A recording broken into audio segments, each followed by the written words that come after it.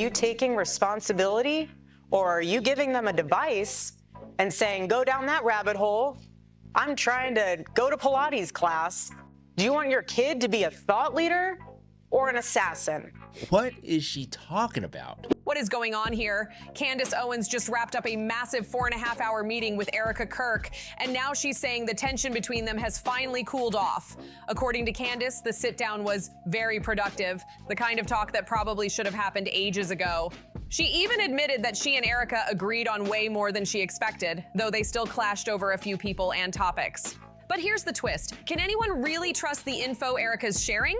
Candace dropped some serious receipts in the form of Mikey McCoy's call logs, but something about those timestamps doesn't quite line up. According to what was posted, the call records show Mikey McCoy phoning his wife Elizabeth at 12:24 and staying on for 10 minutes. Then, just 2 minutes later at 12:26, Erika supposedly gets added to the same call.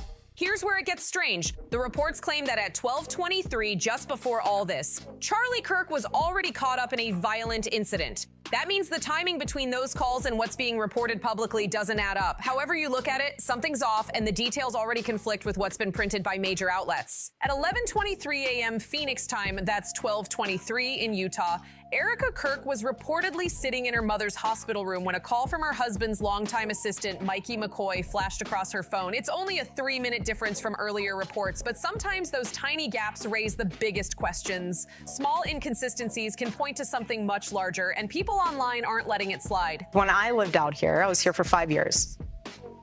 I never dated here because I saw vicariously through my roommate how terrible it was. Somehow getting drinks was the replacement of having coffee and breakfast. I personally would rather have coffee or brunch with someone than going, I don't drink. I find it unproductive, not because I'm holier than whatever. I just don't operate that way. But I always thought it was very strange how she would go to drinks with one guy and then go to dinner with another. So it goes twofold here. So if you're expecting to marry someone that I was blessed with, like a Charlie, you have to be the type of woman that will attract a Charlie. Are you going to church? Are you going to Bible study? Did you tell your pastor that you are ready for the Lord to bring? Digging deeper, internet sleuths have uncovered whole new chapters of Erika's life that most people had never even heard of before. According to her Wikipedia page, Erika and Charlie Kirk started dating in New York City back in 2019. Yet, during a town hall with journalist Barry Weiss, Erika claimed she hadn't been dating anyone in the years leading up to meeting Charlie, focusing instead on faith and discipline. But here's where things get tricky. While she publicly encouraged people to go to church, stay focused, and attract a good man, online users quickly pointed out her old posts showing her casually posing with drinks, champagne in hand, celebrating midweek with the caption, "It's Wednesday, so treat yourself." For someone who distanced herself from the party scene, she didn't seem shy about using that aesthetic for brand and lifestyle promotions. And then comes the big question. Did she really not date while living in New York? Records show she'd been there since at least 2016, around the time she launched her Bible-inspired clothing brand, Bible in 365, from her New York apartment. But photos from 2017 tell another story. One resurfaced image from September of that year shows Erika alongside journalist Cabot Phillips, smiling during a painting class with the caption, "Yes, we're that couple who gets painting lessons together." So, what's the truth here? Between the overlapping timelines and carefully curated public image, something about Erika's story just isn't adding up, and the internet is piecing it together fast. In these photos, you can clearly see Erika Franz Fee alongside Kevin Phillips. Charlie and I have always been very clear on our stance. Israel, Jewish people. It's awful. Awful. Anti-Semitism is... What healing factor comes out of hating Jewish people? What healing factor comes out of hating Christians? What healing factor comes out? Hate in general? Nothing. Nothing. And honestly, it didn't look like just a casual meetup. The vibe was definitely more than a one-time date, and the captions even backed that up. Commenters called them a gorgeous couple and lovebirds, though those posts have since mysteriously vanished. Now, maybe they're just trying to keep that part of the past private, or maybe things ended on bad terms. We've all seen people delete old photos after a breakup, but here's where things get complicated. Kevin Phillips wasn't just anyone. He actually used to work closely with Charlie Kirk as a producer, and today he's a senior editor at the Daily Wire. And just recently, December 16th, 2025, he even gave a talk titled How to Lead Like Charlie. That's what's making people raise their eyebrows. Why would Erika act like none of this ever happened? Is it just to protect a carefully crafted image, one that fits a certain traditional conservative woman ideal? Because let's be real, the internet doesn't forget, and trying to hide things only makes them spread faster. And here's another twist. It turns out that before all of this, Erika might have already been engaged or even married. A post from Luna Bear Studios dated March 16th, 2015 said they were finishing a wedding gallery for Erika Fransvey and JT Massey, calling them amazing humans full of laughter and love. If that's true, it adds an entirely new layer to her story. There's nothing wrong with having a past, everyone does, but when your whole reputation is built on being one kind of person, pretending otherwise can cause trouble fast. It's not about who you were, it's about being real about who you are now. You could easily just say, yeah, I used to be a wild party girl, I dated, I made mistakes, I was even engaged once, but I found my faith and turned my life around. Charlie always would say very clearly, Jew hate was brain rot. He would always say it. We've been to Israel twice together. And to be able to walk in the place where our Lord walked and see the Bible come to life in Technicolor, how could you hate that place? That kind of honesty actually earns respect. It's a powerful story of growth and redemption, so why twist the truth when the real version already speaks volumes? But once again, Erika Kirk seems to have landed herself in another confusing situation, this time while promoting Charlie's book across multiple media outlets. And it's starting to feel like every time she speaks, another detail doesn't line up. There's a saying, if someone is careless with small truths, they can't be trusted with the big ones. And right now, that quote is hitting hard. Because as all eyes turn to Turning Point's America Fest 2025 and the huge annual gathering running from December 18th to 21st at the Phoenix Convention Center, questions are rising fast. The event is being billed as a major celebration of faith, freedom, and Charlie Kirk's legacy. Organizers describe it as honoring a man whose courage and conviction inspired a generation to believe that truth matters, that freedom is sacred, and that faith can move mountains. It's the kind of story meant to unite people under shared values, a movement that started humbly in a small garage and grew into one of the biggest grassroots forces in the country. But here's the part that feels strange. While the message of the event is all about honesty, courage, and open conversation, word is that some attendees, even Erika Kirk herself, have reportedly been asking people to tone down certain discussions or avoid sensitive topics altogether. That's the opposite of what this movement was built on. So while the stage lights up with talk of freedom and truth, the real question hanging in the air is, who's actually being honest? And who's just putting on a show? As America Fest 2025 kicks off, the spotlight isn't just on the event. It's on the people behind it, especially Erika Kirk. So how do you two ladies know each other? We were in Miss USA together. Oh, cool. So she was Arizona and I was Miss North Carolina. It's like genuinely refreshing to have a conversation with somebody that like has the same beliefs. You coming in here just like owning it. Like, Appreciate that. I'm really attracted to it. Can I get your number? Or like, Yeah. How do you text with those nails that long too? They're real. I bet you give like a mean back scratch.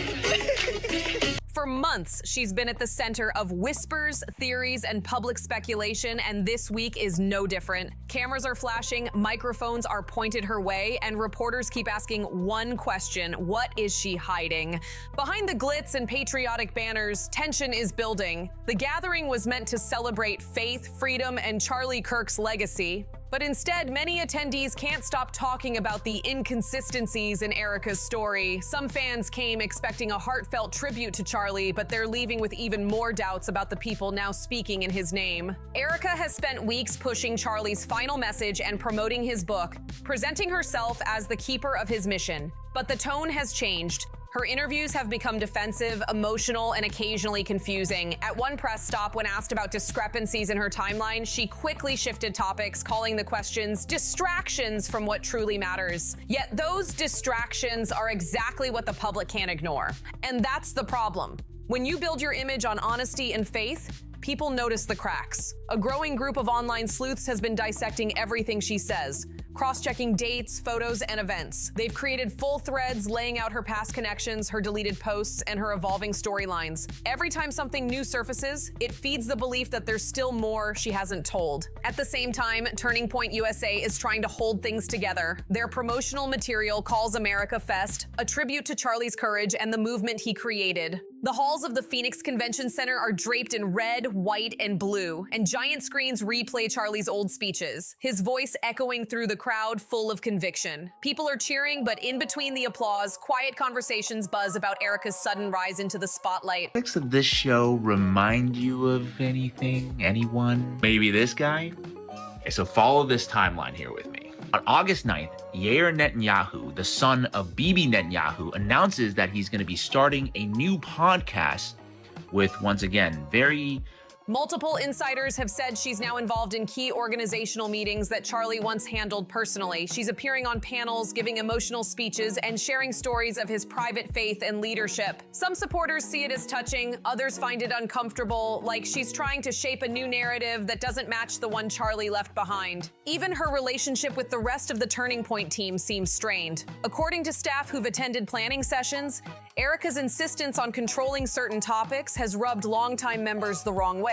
One source claimed that several speakers were asked to avoid mentioning internal conflicts or anything that might distract from unity. That kind of censorship doesn't sit well with people who built their brand on the idea that truth should never be silenced. And then there's Candace Owens. After her 4.5-hour meeting with Erika, she told followers that things had cooled down between them. But that doesn't mean she's fully convinced. She's still dropping hints that not all of Erika's information lines up. Her subtle skepticism has only fueled online chatter even more. Meanwhile, Mikey McCoy's name keeps surfacing. The mysterious call logs Candace posted, those strange overlapping timestamps, still haven't been clarified. If those details are wrong, why hasn't anyone corrected them publicly? And if they're right, what exactly happened during those crucial minutes before the tragedy that changed everything? People at the event whisper about it in line for coffee, at the merch tables, even in the prayer circles. Everyone has a theory. Some think Erika is just overwhelmed, trying to juggle grief, publicity, and pressure all at once. Others believe she's deliberately reshaping the narrative to protect herself or someone else. Either way, her silence on key details keeps adding fuel to the mystery. Adding to the tension is the emotional weight of Charlie's legacy. His story has been retold on stage all weekend. The teenage visionary who started a movement in his parents' garage, the tireless activist who believed that truth, courage, and faith could change a generation. America First vibes. And then a few days later, on August 13th, Harrison Smith reports that he was told by someone close to Charlie Kirk that Charlie thinks Israel will kill him if he turns against them. And then, of course, we all know what happened about a month later. Tragedy strikes. But check this out. Who does Erika Kirk just so happen to be standing next to in this AIPAC photo? Yep, none other than Yair Netanyahu. Probably nothing to see here. Every speaker praises his dedication and conviction. The crowd stands, clapping, some even in tears. But for those who knew the behind-the-scenes chaos, it's bittersweet. They remember the long nights, the disagreements, the way Charlie could push people hard, but always with purpose. To them, this isn't just another conference, it's a reminder of how fragile trust can be when ambition and grief collide. That's why so many are uncomfortable with the way Erika's suddenly become the face of the movement. Outside the main stage, protesters have even gathered holding signs that say, "Truth over image." Some are former volunteers who claim they were told not to speak about internal issues after Charlie's passing. Whether those claims are true or exaggerated doesn't even matter anymore. The damage is already done. The movement that once prided itself on unity now feels divided by suspicion. Still, Erika continues to appear confident. She walks the halls surrounded by cameras and assistants, shaking hands and smiling for photos. Her speeches center on faith, love, and perseverance, topics that are hard to argue with. Yet every smile feels just a little forced, every word a little rehearsed. You can sense she knows the crowd isn't entirely on her side. And when she closes her speech by saying, "Charlie's message will never be silenced," the applause is loud but uneasy, because that's exactly what people fear, that the truth is being silenced. Behind the cheering, they're wondering what parts of Charlie's real story are being left out and who benefits from keeping it that way. As the festival winds down, social media explodes with clips and commentary. Some praise Erika's composure and strength, while others call out inconsistencies in her statements. Hashtags trend overnight.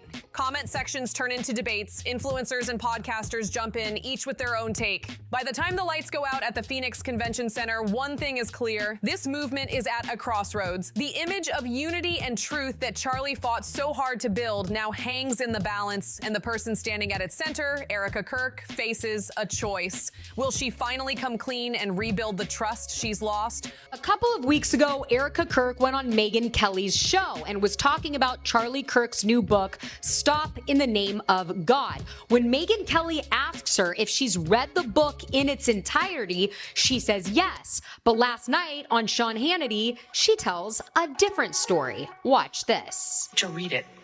When? Yeah.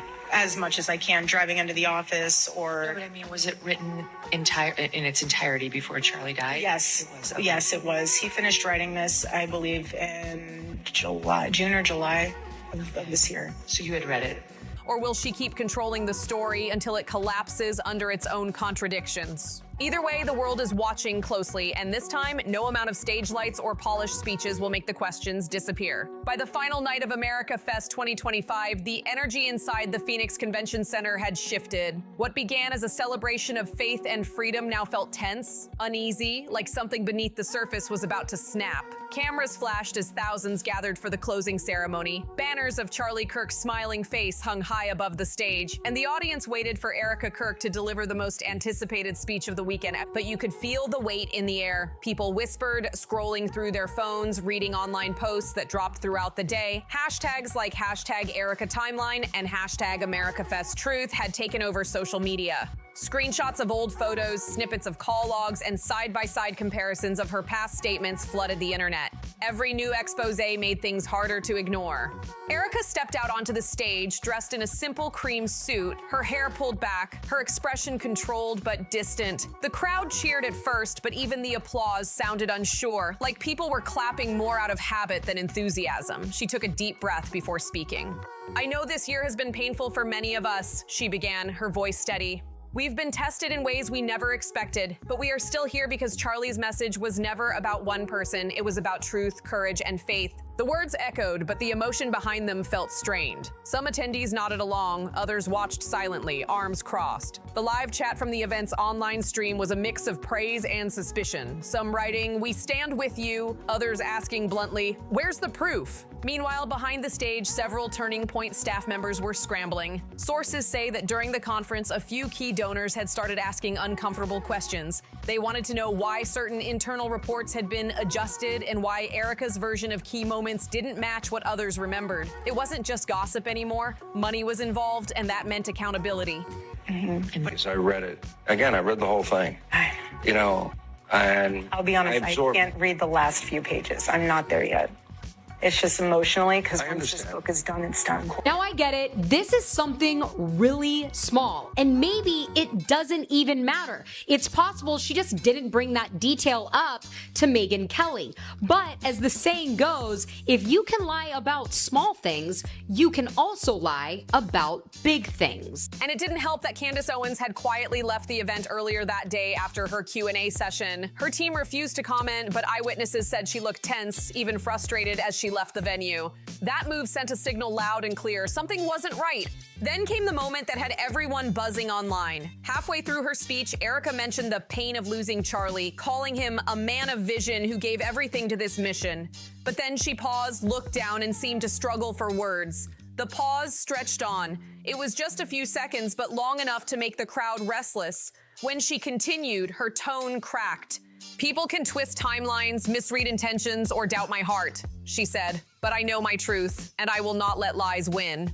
It was meant to sound defiant, but to many, it came off defensive. The comment instantly exploded online. Some viewers felt sympathy, saying she looked overwhelmed by grief and pressure. Others thought it was a deflection, a way to avoid addressing the specific inconsistencies that had been exposed. Outside the convention center, a small crowd had gathered with candles and signs reading "Justice for Truth" and "Honor Charlie honestly." The contrast between the emotional speeches inside and the uneasy chants outside was striking. Phoenix police stood nearby, ensuring things stayed peaceful, but reporters caught the tension on camera anyway. Even inside, a few speakers broke from the planned script. One panelist, a young activist who had worked with Charlie directly, went off script during his closing remarks. "We can't talk about truth and transparency," he said, "if we're afraid to face uncomfortable questions." The room fell silent. You could almost feel the air tighten. Moments later, his microphone was cut.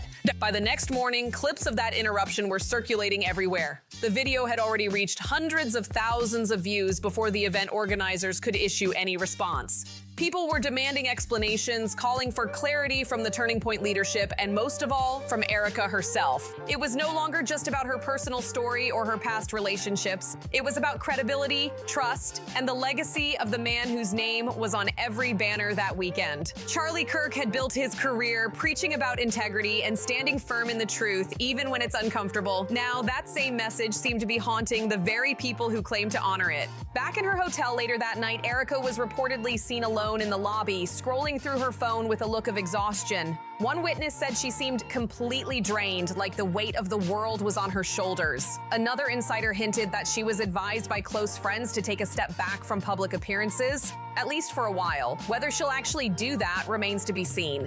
Meanwhile, Candace posted a short but pointed message online. "Sometimes silence says everything." That single line sent the internet into overdrive. Fans immediately began interpreting it as a reference to Erika's speech, while others argued it was about something else entirely. But regardless of intent, it only deepened the growing rift between the two women and their followers. By the time the weekend ended, Turning Point's leadership released a brief statement thanking attendees and honoring Charlie's unshakable faith. But they noticeably avoided addressing any of the controversies swirling around Erika. No mention of call logs, timelines, or deleted photos. Just polished words about unity and legacy. But the damage was already done. The cracks that started as quiet whispers had become visible fractures in public trust. Social media was flooded with questions like, "What's real?" and "Who's protecting the truth?" Supporters who once stood united now found themselves divided into camps. Those who believed Erika was unfairly targeted, and those who felt she was manipulating the narrative. One thing everyone agreed on, though, was that the story wasn't over. Too many questions were still unanswered, too many details still unconfirmed. And with Candace, journalists, and online investigators all digging deeper, it was clear the next chapter was already forming. What was supposed to be a weekend of unity had turned into a storm of uncertainty. The message of courage and truth that Charlie had lived by now hung in the air like an unfinished sentence. And as Erika left the stage that night, her head held high but her eyes distant, it was clear. No amount of speeches or spotlights could hide the fact that the truth was still waiting to be told.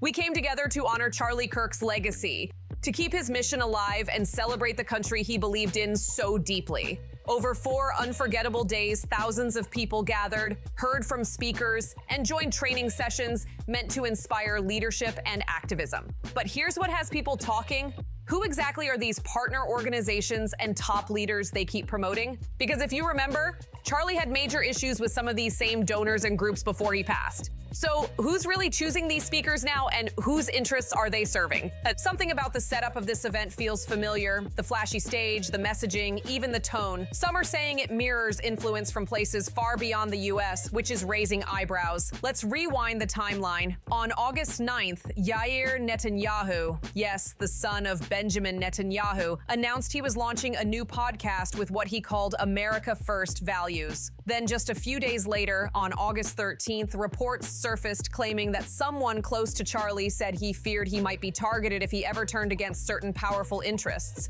And only a few weeks later, tragedy struck. Now here's the wild part. A resurfaced photo shows Erika Kirk standing side by side with Yair Netanyahu at an IPAC event. Coincidence? Maybe. But timing like that always makes people curious. Some might say it's nothing more than chance, but others think it's worth questioning, especially given how deeply foreign interests seem woven into the messaging of what's supposed to be an America First movement. Erika herself has spoken emotionally about her faith and how criticism of Israel personally hurts her. But there's a fine line between defending a faith and defending a political ideology. Confusing the two can get dangerous. It can twist real religious identity into something political, and that's where division begins. That's why many people online have been vocal about separating criticism of government policies from prejudice against a people. So why does Erika matter so much in all of this? Because she's now being positioned as the face of it all. She's not just Charlie's widow anymore. She's become a national figure representing a massive movement. She's got her own section on major news outlets, appearing next to global headlines and national breaking stories. To many, it feels like she's being built up as America's mom, the public moral compass, the new voice of conservative faith and culture, and that's where things get complicated. People are asking, who's guiding her? Who benefits from her rise? And most importantly, can she be trusted to lead a movement that claims to stand for truth and freedom? It's not just about politics anymore, it's about influence, control, and power. Because when one person suddenly becomes the symbol of a national movement backed by major organizations and media support, people have every right to ask whose agenda is being pushed and what's being left unsaid. This story is far from over, and the conversation is only getting louder. So now I want to hear from you. Do you trust Erika Kirk's leadership? Do you believe she's carrying on Charlie's legacy the right way? Or is something deeper going on behind the scenes? Drop your thoughts below. Share this with your friends, hit that like button if you're following this story closely, and make sure to subscribe so you don't miss what comes next. Because trust me, the next chapter is going to be big. See you on the next one.